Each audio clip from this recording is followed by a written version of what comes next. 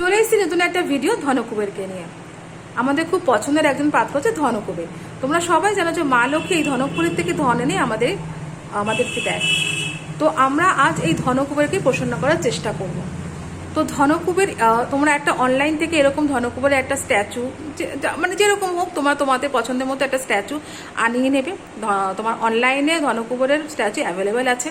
তো আনানোর পরে সেটাকে একটু গঙ্গার জলে ধুয়ে নেবে, হালকা করে গঙ্গার জলে ছিটা দিয়ে নেবে। কারণ অনেক লোকের হাত লেগে তো আমাদের কাছে আসবে, তো অনেক লোকের এনার্জি তাতে মিশে থাকে, যাতে আমার এনার্জি ধনকুবের সাথে কানেক্টেড করে, তার জন্য আমরা এই প্রসেসটা ফলো করব। তো আমরা একটু গঙ্গা জল ছিটিয়ে নেব। দেন শুক্রবার দিন তোমরা ধনকুবেরটাকে তোমাদের বেডরুম হলে বেডরুম বা বাড়ির নর্থের দেওয়ালে এটাকে বসাবে। ঠিক আছে, পরিষ্কার একটা স্থানে বসাবে। পুজো দেওয়ার কোনো দরকার নেই, কোনো রকম পুজোর ফুল টুল দেওয়ার দরকার নেই। তোমরা জাস্ট পারলে সন্ধ্যাবেলা ধূপকাঠি যখন ঘরে দেখাও, ধুনো দেখাও, তো ওনাকে একটু দেখাবে, ব্যাস।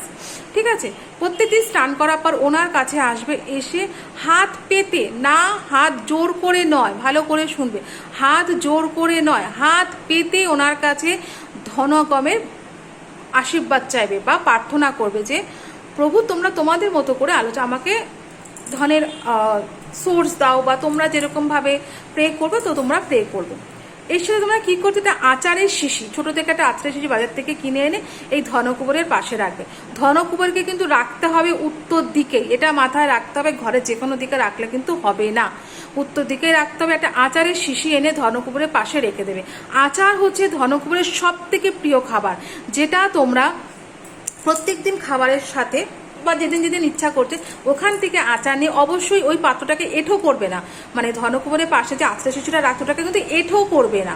যেরকম করে আমরা ঠাকুরের প্রসাদ নিয়ে নিই, ঠিক সেরকমভাবে স্নান টান করার পর যদি মনে হয় আমি আচার খাবো, দেন ওখান থেকে একটা মানে একটা পরিষ্কার একটা চামচ আলাদা করে রাখবে, যে এটা এখান থেকে নেওয়ার জন্য। ওখান থেকে শিশি থেকে নিয়ে দেন আবার শিশিটা ওখানেই রেখে দেবে। আমি আবারও বলছি, এঁঠো করবে না কিন্তু শিশিটা নিয়ে তোমরা অন্য একটা শিশি থেকে অন্য একটা পাত্রে ঢেলে নিয়ে তোমরা সেখান থেকে আচার খাও। ঠিক আছে, শেষ হয়ে গেলে আবার এনে রাখো। ইন কেস ধরো কেউ ধনকুবেরের কোনো স্ট্যাচু পাচ্ছ না, তো সে কি করবে, সে তখন রান্নাঘরের উত্তর দিকে একটা আচারের শিশি রেখে দেবে। কিন্তু তোমাকে মানতে হবে ওটা কোনো মতে এঁঠো করা যাবে না। ঠিক আছে, বা পিরিয়ডসের সময় ওটাকে টাচ করা যাবে না।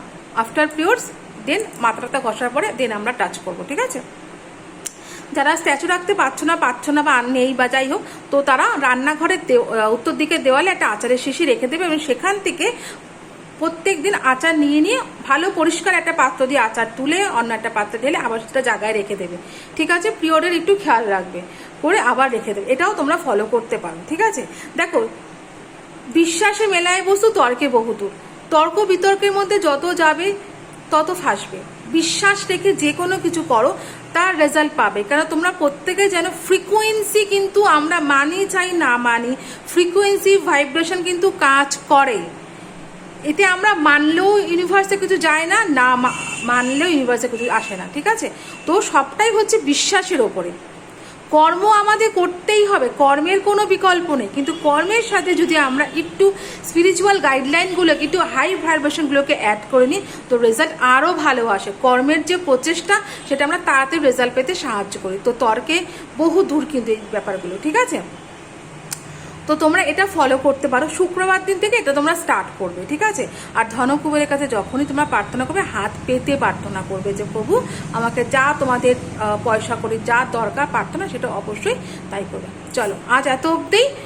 অবশ্যই কমেন্টে লিখবে যে কেমন লাগছে আমার ভিডিওগুলো।